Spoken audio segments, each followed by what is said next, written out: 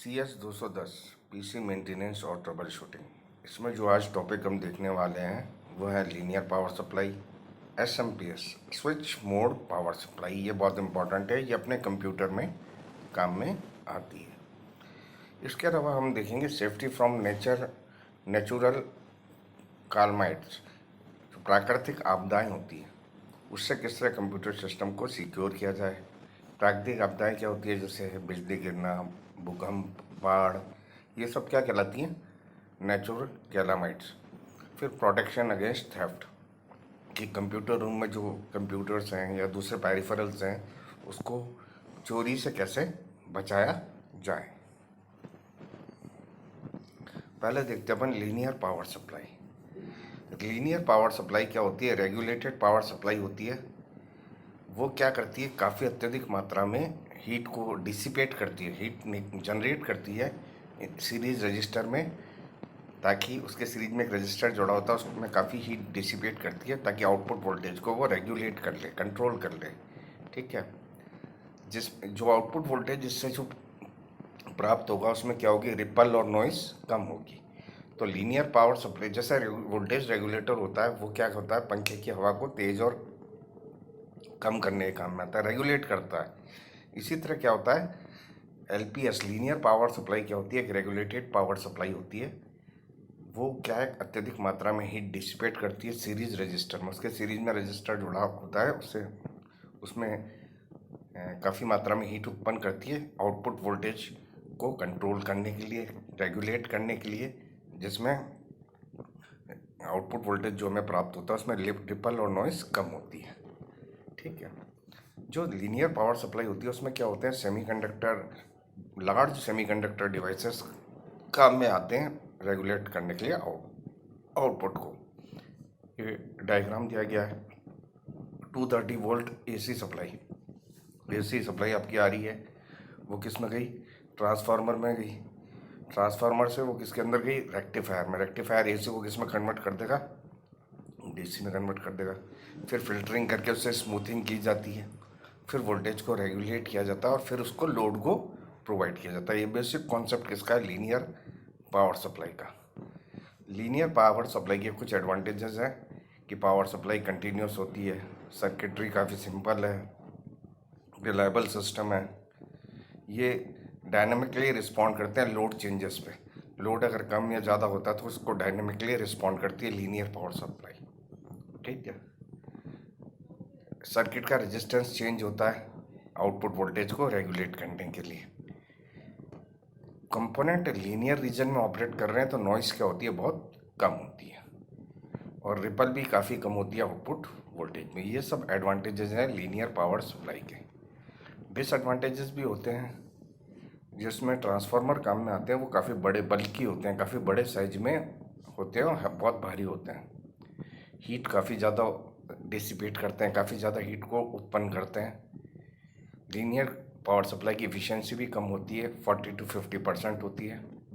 ठीक है, power wasted होती है हीट के रूप में। LPS सर्किट में, लीनियर पावर सप्लाई सर्किट में पावर हीट के रूप में वेस्ट होती है, और केवल इससे एक ही आउटपुट वोल्टेज प्राप्त किया जा सकता है। अगर हमको एक ही पावर सप्लाई से कई सारे आउटपुट वोल्टेज प्राप्त करने हैं, जैसे कि अपने कंप्यूटर में क्या होता है, जो पावर सप्लाई लगती है CPU में, उसके अंदर क्या अपने को 5 वोल्ट भी +5 चाहिए, -5 चाहिए, +12 वोल्ट चाहिए, -12 वोल्ट चाहिए, ये सब चाहिए। तो वो लीनियर पावर सप्लाई से पॉसिबल नहीं है, क्योंकि कंप्यूटर में अलग अलग कंपोनेंट लगे रहते हैं। ICs जो लगी रहती है वो 5 वोल्ट पर ड्राइव होती हैं, मोटर्स लगी रहती हैं जो वो 12 वोल्ट पर ड्राइव होती हैं। SMPS switched mode power supply. ठीक है, जो डिसएडवांटेज होता है लीनियर पावर सप्लाई का क्या है कि उसकी इफ़िशियंसी कम होती है। ठीक है, कैपेसिटर बड़े बड़े कैपेसिटरों की आवश्यकता होती है ताकि रिपल्स को कम किया जा सके, और वो बहुत भारी होते हैं और भारी और महंगे ट्रांसफार्मर इसमें काम में आते हैं। तो इन सब प्रॉब्लम को हल करने के लिए कौन सी पावर सप्लाई काम में आई, स्विच मोड पावर सप्लाई। कोई कंप्यूटर है उसके CPU में अपन बहुत बड़ा ट्रांसफार्मर वगैरह तो लगा नहीं सकते ना। ठीक है, जो वर्किंग होती है SMPS की, उसमें क्या होता है, इसमें ट्रांजिस्टर काम में आता है, लीनियर पावर सप्लाई में जो ट्रांजिस्टर काम में आता है, वोल्टेज ड्रॉप को कंट्रोल करने के लिए जो लीनियर पावर सप्लाई में काम में आता है, और जबकि एसएमपीएस में वो ट्रांजिस्टर किस काम में आता है, कंट्रोल स्विच की तरह। लीनियर पावर सप्लाई में जो अपन ट्रांजिस्टर काम में लेते हैं वो किस काम में आते हैं, कंट्रोल द वोल्टेज ड्रॉप। और जो ट्रांजिस्टर एसएमपीएस में काम में लिए जाते हैं वो किस काम में आते हैं, कंट्रोल स्विच की तरह। अब ये इनपुट वोल्टेज आया, इनपुट को रेक्टिफाई किया और फिल्टर किया, मीन्स एसी को डीसी में कन्वर्ट किया और उससे फिल्टरिंग की, हाई एफिशिएंसी कन्वर्टर लगाया, ठीक है। फिर आउटपुट को रेक्टिफाइड और फिल्टर्ड किया, और एक कंट्रोल सर्किट होता है जो कि उस काम में आता है, फीडबैक के काम में आता है। जो कंपोनेंट्स होते हैं एसएमपीएस के वो कैसे होते हैं, इनपुट स्टेज। तो input AC input supply signal 50 hertz का होता है, वो रेक्टिफायर को दिया जाता है, और फिल्टर सर्किट, रेक्टिफायर और फिल्टर सर्किट को दे दिया जाता है, ठीक है। जो रेक्टिफायर और फिल्टर सर्किट का कॉम्बिनेशन होता है उसको एसी इनपुट वोल्टेज 50 हर्ट्ज का दिया जाता है, बिना किसी ट्रांसफार्मर को काम में लिए हुए, ठीक है। ये आउटपुट जो होता है उसमें कई वेरिएशंस होते हैं, और capacitance value of capacitor should be higher to handle the input fluctuation. Input में जो फ्लक्चुएशंस आते हैं उसको हैंडल करने के लिए जो कैपेसिटर इनिशियली लगेगा वो क्या होगा, काफ़ी हाई वैल्यू का लगेगा, ठीक है। ये जो अनरेगुलेटेड डीसी है, इससे क्या जनरेट होगी, रेक्टिफायर से क्या होगा, एसी को डीसी में कन्वर्ट करता है। जो अनरेगुलेटेड डीसी जो जनरेट होगी वो किसको दी जाती है, central switching section of SMPS. जो सेंट्रल स्विचिंग सेक्शन है एसएमपीएस का उसको दी जाती है। दूसरा सेक्शन आता है इसका स्विचिंग सेक्शन। इसमें क्या होता है, फास्ट स्विचिंग डिवाइस जैसे पावर ट्रांजिस्टर या मॉसफेट है ना, काम में लिया जाता है इस सेक्शन में। वो ऑन और ऑफ करता है, वेरिएशंस जो आते हैं सप्लाई में उसके हिसाब से उसे ऑन और ऑफ करता है। और इसका जो आउटपुट है वो किसको दिया जाता है, प्राइमरी ऑफ ट्रांसफार्मर की प्राइमरी वाइंडिंग को दिया जाता है। इस सेक्शन में जो ट्रांसफार्मर प्रेजेंट होता है उसकी प्राइमरी वाइंडिंग को दिया जाता है। यहाँ जो ट्रांसफार्मर काम में आता है इसमें वो काफ़ी छोटे साइज में होता है और बहुत हल्का होता है, ठीक है। ये ज़्यादा एफिशिएंट होते हैं और पावर कन्वर्जन रेशियो इनका क्या होता है, अधिक होता है लीनियर पावर सप्लाई की तुलना में। नेक्स्ट आती है आउटपुट स्टेज। जो आउटपुट होता है स्विचिंग सिग्नल का, स्विचिंग सेक्शन का जो आउटपुट सिग्नल जनरेट होता है स्विचिंग सेक्शन से, उसको वापस रेक्टिफाई किया जाता है और उसे फिल्टर किया जाता है ताकि रिक्वायर्ड डीसी वोल्टेज अपन प्राप्त कर लें। ये रेगुलेटेड आउटपुट वोल्टेज होता है और वो किसको दिया जाता है, कंट्रोल सर्किट को, ठीक है। वो कंट्रोल सर्किट बेसिकली क्या होता है, एक फीडबैक सर्किट होता है, ठीक है।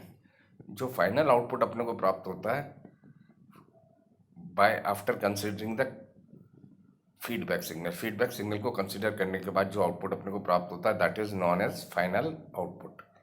कंट्रोल यूनिट क्या होती है, बेसिकली आपकी एक फीडबैक सर्किट होता है। तो ये चारों सेक्शन होते हैं इसके, ठीक है। अब एसएमपीएस के क्या कुछ नुकसान भी होते हैं और कुछ फायदे भी होते हैं। इसके नुकसान क्या होता है, ये हाई फ्रीक्वेंसी स्विचिंग के कारण इसमें थोड़ी नॉइस रह सकती है, सर्किटरी इसकी काफ़ी कॉम्प्लेक्स होती है, ये इलेक्ट्रोमैग्नेटिक इंटरफ्रेंसेस जनरेट करती है। और इसके कुछ एडवांटेजेस भी हैं एसएमपीएस के। ये इफ़िशियंसी जैसे अपन ने लीनियर पावर सप्लाई में देखा था 40 to 50% होती है, इसकी 80 to 90% इफ़िशियंसी होती है। हीट जनरेशन उसमें काफ़ी ज़्यादा होती थी, इसमें हीट जनरेशन कम होती है, तो पावर का वेस्टेज भी क्या होता है, कम होता है। ये जो डिवाइस होता है कॉम्पैक्ट होता है, छोटा होता है और स्मॉल होता है साइज में। मैन्युफैक्चरिंग कॉस्ट भी इसकी, क्योंकि ट्रांसफार्मर छोटा लगा रहे हो तो मैन्युफैक्चरिंग कॉस्ट भी क्या हो जाती है, कम हो जाती है, ठीक है। और इसमें आप क्या है कि अलग अलग वोल्टेज निकाल सकते हो, जैसे मैंने बताया उसमें केवल एक ही आउटपुट वोल्टेज मिलता है, लेकिन एसएमपीएस में आप कई सारे आउटपुट वोल्टेज भी निकाल सकते हो, ठीक है। कई सारे एप्लीकेशंस कहाँ होते हैं एसएमपीएस के, ये कंप्यूटर के मदरबोर्ड में काम में आती है, मोबाइल फ़ोन चार्जर में काम में आती है, बैटरी चार्जर में काम में आती है, ठीक है। Central power distribution motor vehicle में काम में आती है, कंज्यूमर इलेक्ट्रॉनिक्स में काम में आती है, लैपटॉप्स में काम में आती है, सिक्योरिटी सिस्टम्स में काम आती है, स्पेस स्टेशन है, तो एसएमपीएस का आप देखो हर जगह उपयोग है। ठीक है। इस नेक्स्ट टॉपिक आता है सेफ्टी फ्रॉम नेचुरल कैलामाइट्स।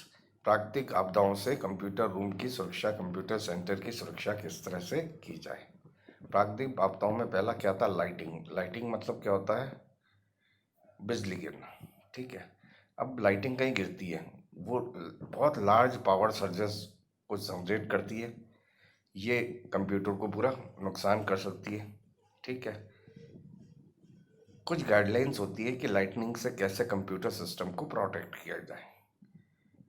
अब क्या कि जब लाइटनिंग स्टॉर्म्स चल रहे हो, तूफान चल रहे हो, बिजली कड़क रही हो, ऐसे टाइम अगर पॉसिबल हो तो कंप्यूटर सिस्टम को टर्न ऑफ कर दो। ठीक है। ये सुनिश्चित करो आपके पास बैकअप टेप्स हो, बैकअप लेके रखो सारे डेटे का। अगर वो बैकअप आपने मैग्नेटिक मीडिया पे ले रखा है तो उसे बिल्डिंग से काफ़ी दूर रखो। ऐसा नहीं कि उसी बिल्डिंग में रखो तो वहीं बिजली गिरे तो वो बिल्डिंग में नष्ट हो जाए और आपकी बैकअप टेप भी नष्ट हो जाए। ठीक है। जो सर्ज सप्रेसर आउटलेट स्ट्रिप होती हैं वो डायरेक्ट स्ट्राइक से तो आपके कंप्यूटर को प्रोटेक्ट नहीं कर सकती, लेकिन अगर स्टॉर्म डिस्टेंट है, काफ़ी दूरी पे है, तो वो आपके सर्ज प्रोटेक्टर स्ट्रिप्स हैं, वो आपको कंप्यूटर को उससे, अगर काफ़ी दूर बिजली गिरी है तो उससे प्रोटेक्ट कर सकती है। दूसरी नेचुरल कैलामाइट्स आता है वाटर या फ्लड। ठीक है। वाटर आपके कंप्यूटर को डिस्ट्रॉय कर सकता है।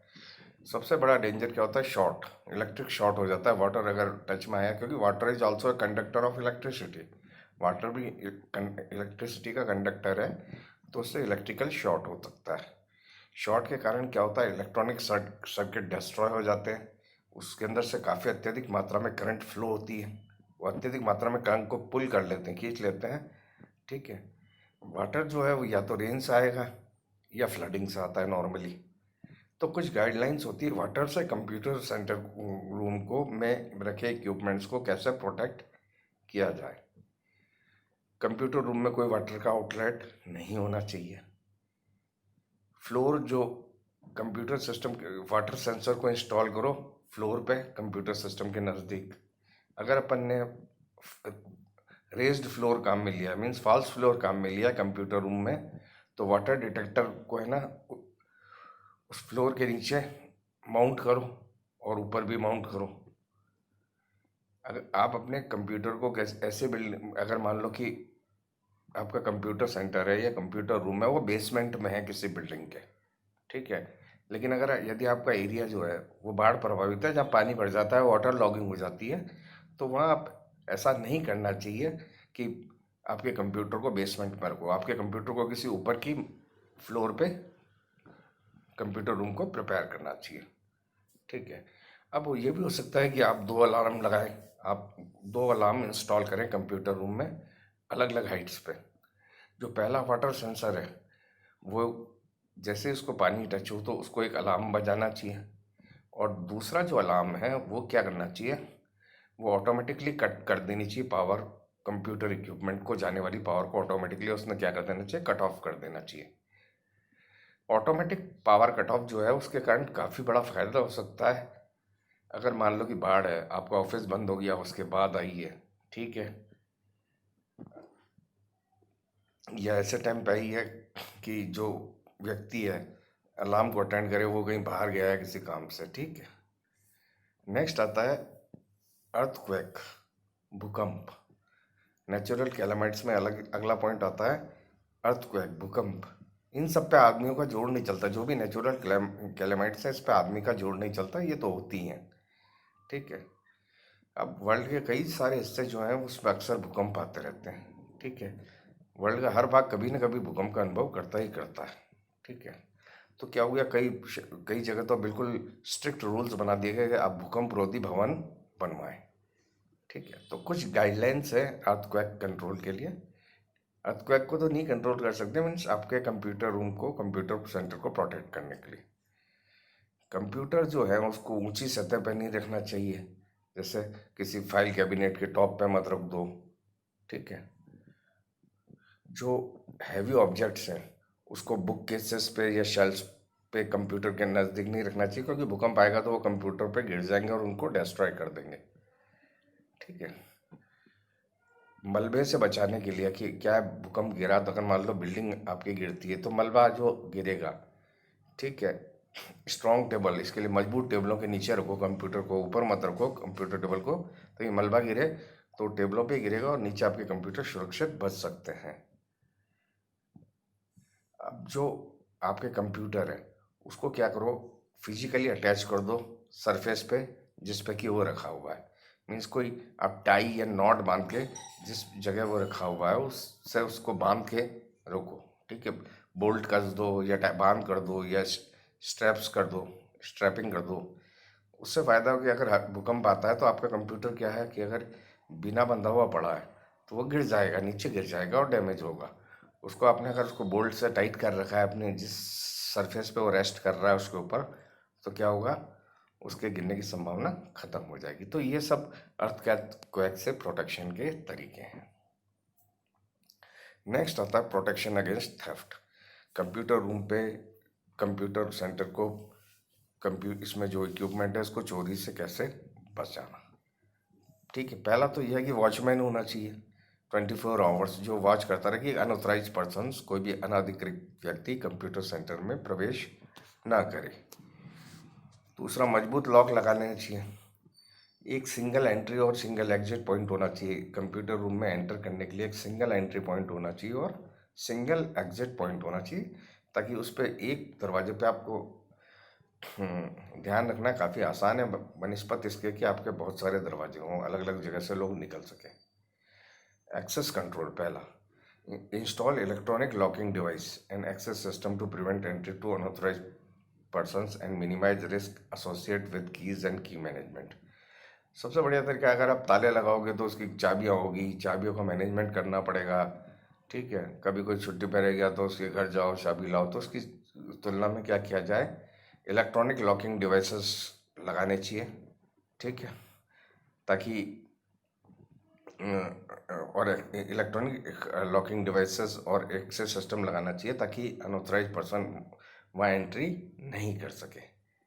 ठीक है, दूसरा क्या हो सकता है, सीसीटीवी इंस्टॉल करो। सीसीटीवी सिस्टम को इंस्टॉल किया जाना चाहिए ताकि सारी एक्टिविटी को उस एरिया में जो है उसको रिकॉर्ड किया जा सके। तीसरा है डिजिटल वीडियो रिकॉर्डिंग सिस्टम। ये क्या ट्रिप्लेक्स वीडियो रिकॉर्डिंग सिस्टम होता है, इसमें रियल टाइम प्लेबैक और रिकॉर्ड, ये तीनों चीज़ हो सकती है। इसकी मदद से क्या हो सकता है, वीडियो मॉनिटरिंग की जा सकती है, रिकॉर्डिंग की जा सकती है और प्लेबैक किया जा सकता है साइमल्टेनियसली। ठीक है, कंप्यूटर नेटवर्क पे या दूसरे टेलीकम्युनिकेशन चैनल्स पे जैसे फ़ोन लाइन पे या मोबाइल नेटवर्क पे। और बर्गलर अलार्म सिस्टम, ये सबसे इम्पोर्टेंट है। चोरी से बचाने के लिए क्या इंस्टॉल करने चाहिए, बर्गलर अलार्म सिस्टम। कि कंप्यूटर रूम और से अनऑथराइज एक्सेस से या ब्रेक इन से बचाने के लिए बर्गलर सिस्टम इंस्टॉल किया जाना चाहिए मेन एंट्रेंस पे, और सारे जितने एग्जिट है वहाँ बर्गलर अलार्म सिस्टम इंस्टॉल किया था कि कभी भी जैसे भी कोई अनधिकृत व्यक्ति या चोर एंट्री करेगा तो बर्गलर अलार्म सिस्टम से अलार्म बज जाएगा और आपको वार्निंग दे देगा कि someone unauthorise person have entered your computer centre. Thanks, आ गया होगा आपके समझ में। ओके।